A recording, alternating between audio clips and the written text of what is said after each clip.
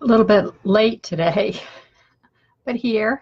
I'm Deirdre, and I am glad to be here with you. And I've been thinking a lot about getting triggered and how do we deal with being triggered, because, of course, that's the course that I'm doing at the moment, Living Untriggered, using meditation skills to heal trauma. And it's definitely possible. We can certainly do it. And um, not only am I a living testimony, but people, so many people, thousands of people who have used these skills throughout the ages, not just the way I'm teaching. What I'm doing is trying to narrow it down to speak the language of trauma and healing trauma. So there are so much evidence, so much concrete examples of them working. But you know what I was thinking about this morning is when we get triggered, what do we do? You know, what do we do? Most of us get caught in the swirl. I'd say all of us get caught in the swirl. It takes practice to unhook from that swirl and train ourselves to go in a different way. I remember not the first time, but one of the times I was sitting in meditation and my meditation teacher was standing right there, and I said, I have this part of me that's so triggered right now. And this meditation teacher said, we're not dealing with parts right now. We're dealing with the whole of you. And I have to say that was stunning to me. There was a place where I was like, oh right. Because what we can all do is we get hooked by a part of us that gets activated. And that part just really pulls us into it. It's like a magnetic pull, isn't it? A huge gravitational force that takes us right into the trigger. And yet the whole point of practice, the whole point of healing, frankly, the whole point of trauma is to not be identified with the trauma. Yes, crummy things have happened. Girl Scouts honor. They've happened to you. They've happened to me, without a doubt. But the gift in what we call the silver lining is that we don't have to be stuck in that. And so how do we do that?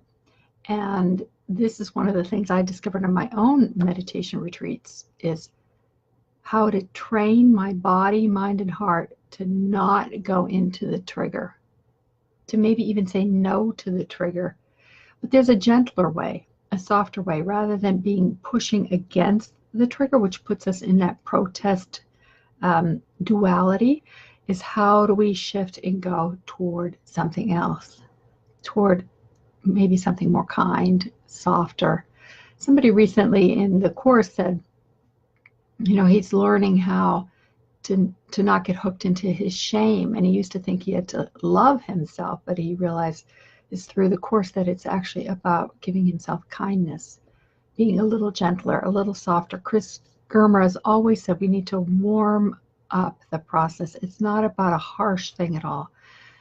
But when we're triggered, we get in that harsh loop. So how do we unhook from that and actually be a little gentler with ourselves? And that takes practice, but it can be done. So one of the first steps we do is pause. Like when we're triggered, to pause. Name it. Oh my gosh, I'm triggered. That's the mindfulness part. We need that absolutely. And what we need are the concentration practices, because the trigger is going to say, go over here, come into the trigger, come, it's like all the, Star Wars movies, the Hobbit, it's all about going right into it. We get caught in that loop. No, we're not going there. We have to assert ourselves, but we also have to train ourselves to get fascinated somewhere else. In the meditation traditions, we call this steering the mind. And in the ancient traditions, it's never the brain. The mind is actually the brain and the heart and the our emotional self. It's all of us. It's not just one. So we have to steer our minds, steer ourselves toward something else.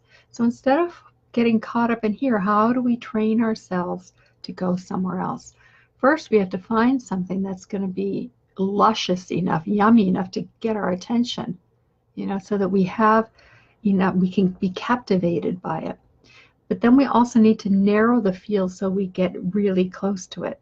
And you'll see this, like if you are walking down the street and you see a pretty flower, and you say, oh, pretty flower, and you're looking at it globally, it's, it's nice, but it's not going to be as captivating.